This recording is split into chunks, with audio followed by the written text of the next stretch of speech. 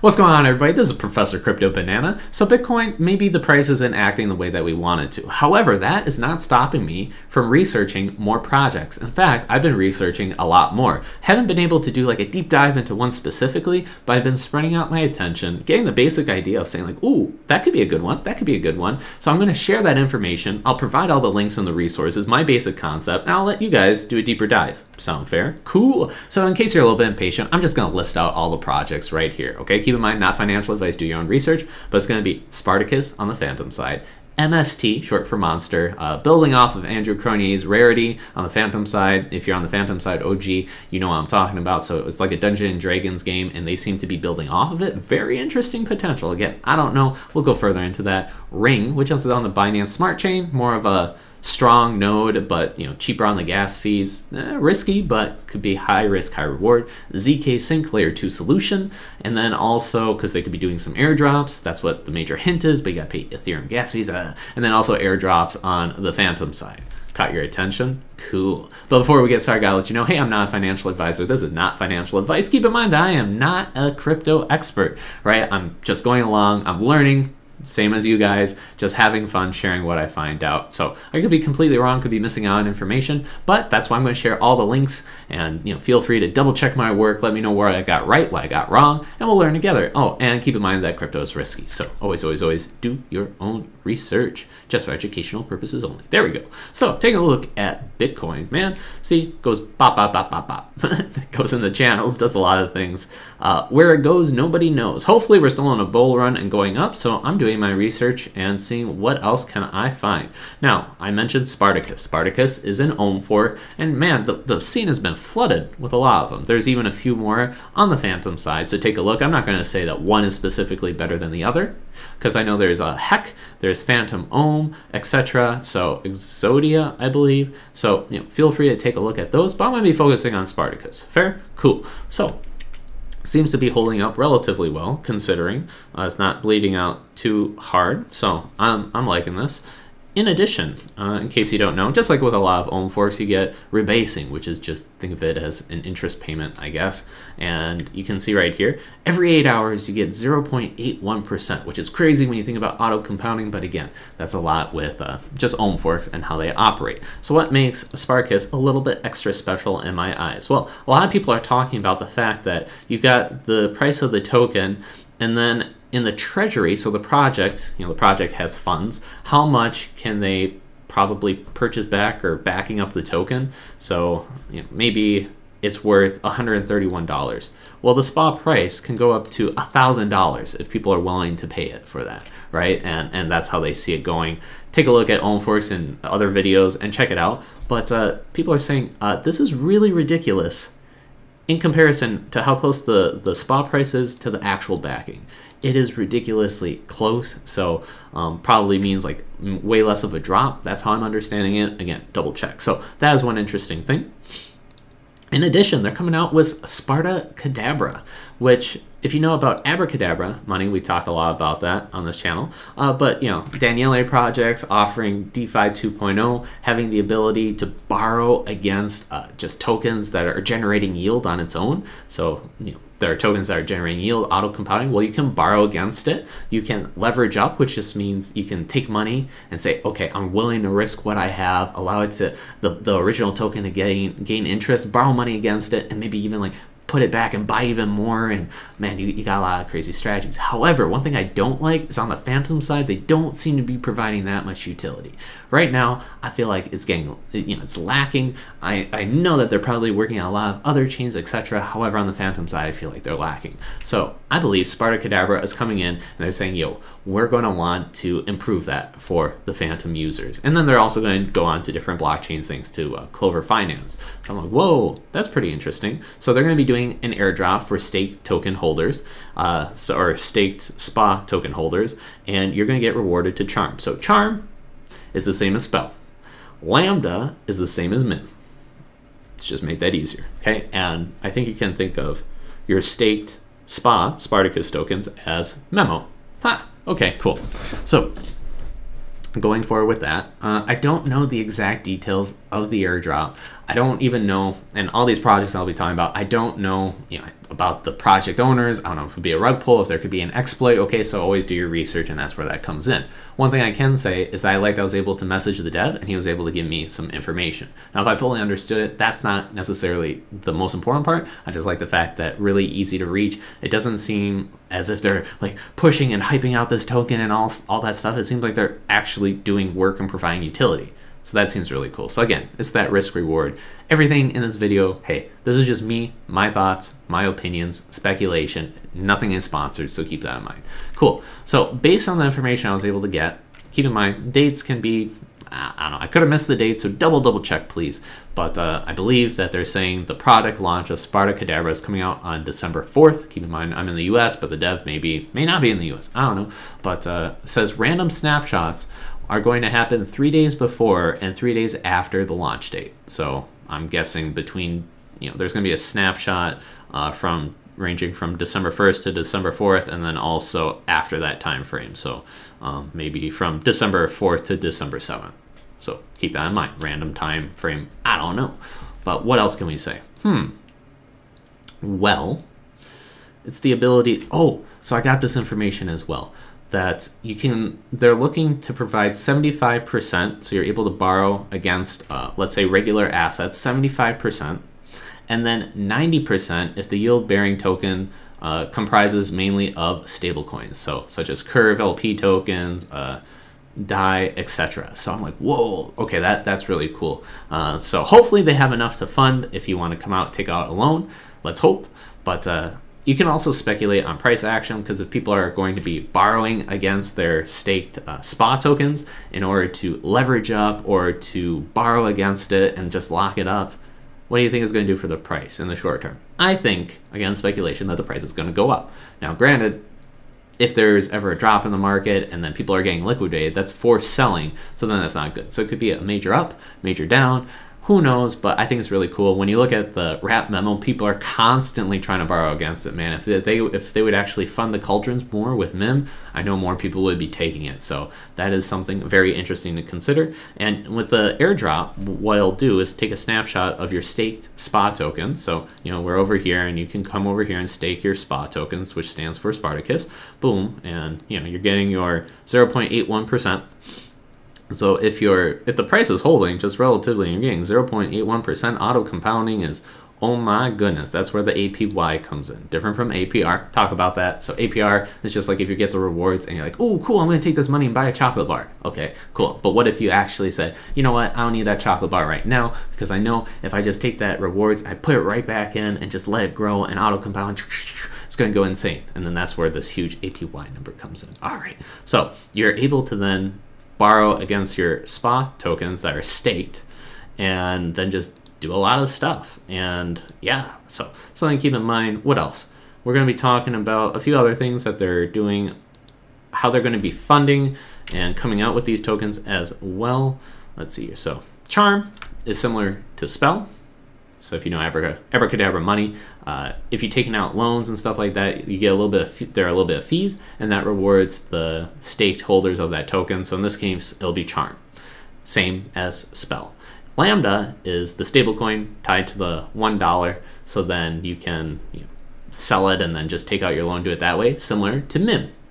Okay, and then obviously we know what SPA is.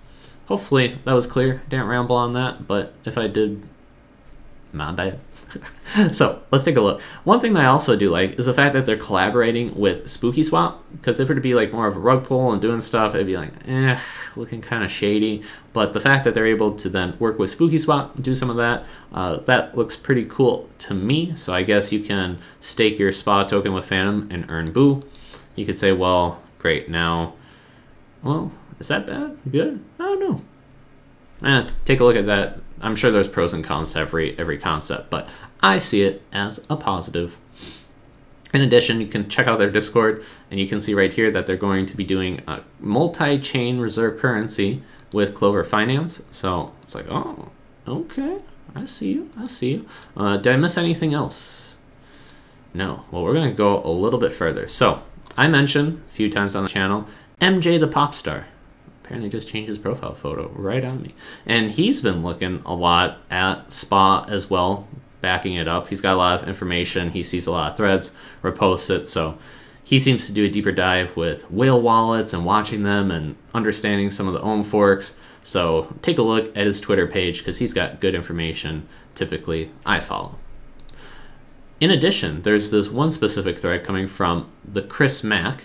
Seems to be big into Spartacus, so maybe he's biased, but either ways, he said, hey, it's happening. Charm, coming Wednesday, December 1st, maybe just the token, maybe not Spartacadabra, but you know, the token. And then they're going to be doing what's known as a Liquidity Bootstrap Pool for 48 hours. So I guess it's something unique and different. They're trying to make it be fair and just be aware of exactly what's happening and how to get a good price and stuff. I haven't fully understood it yet, so I need to reread it a few times to fully get it. But I guess there's the idea of how to get liquidity and bootstrap it and make it be fair so that bots aren't coming in and snagging up everything. I believe DeFi Daily right here, he did a video on Spartacadabra as well, and he talked a little bit about it. Keep in mind, it seems that it is sponsored, so you know, for what that's worth, take that for a grain of salt. However, you know, if his explanation really helps you understand, then definitely worth taking a look. So we already talked about Abracadabra. All right, let's move on from Spartacus, and we will talk about, did I miss anything about that?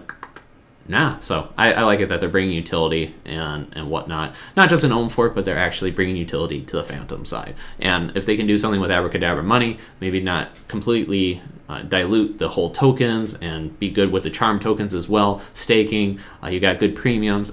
Okay, something to take a look at while Bitcoin is going sideways and going blah. So what else can we look at? All right, MST, Monster, just came out of nowhere. I saw this at, it was, I don't know.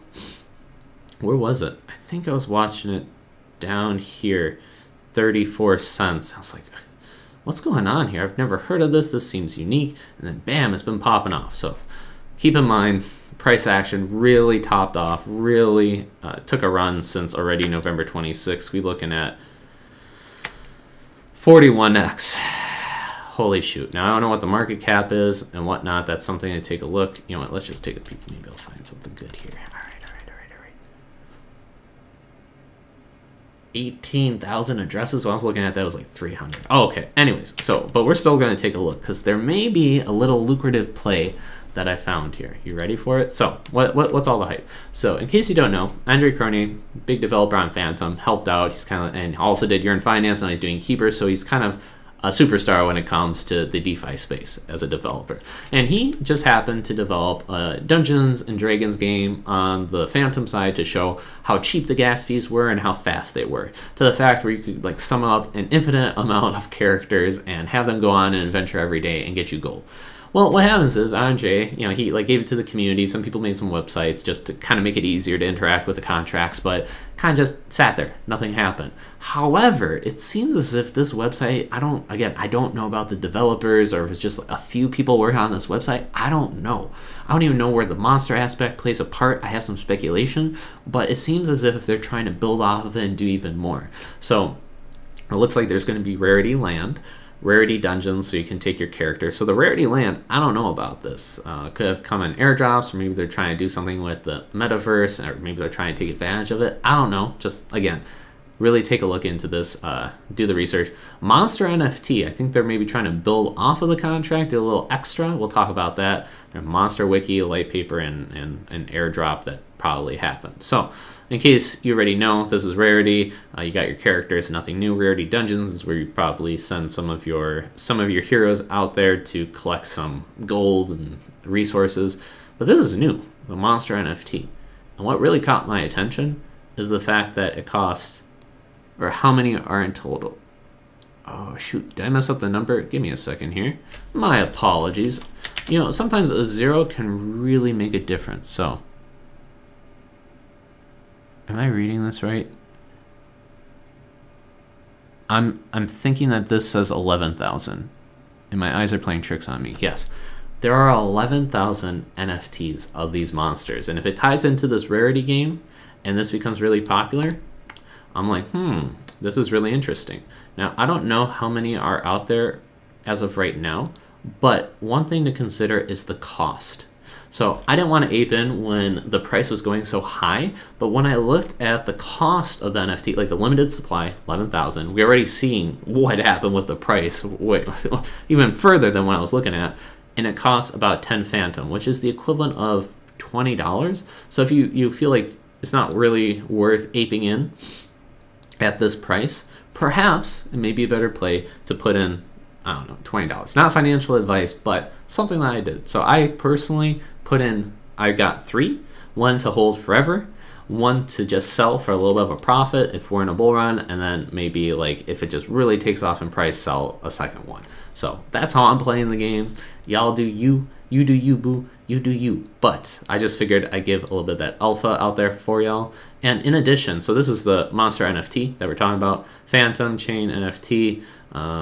It's randomly generated, random properties. I think they do play a part of the rarity aspect, but double check that for me, please.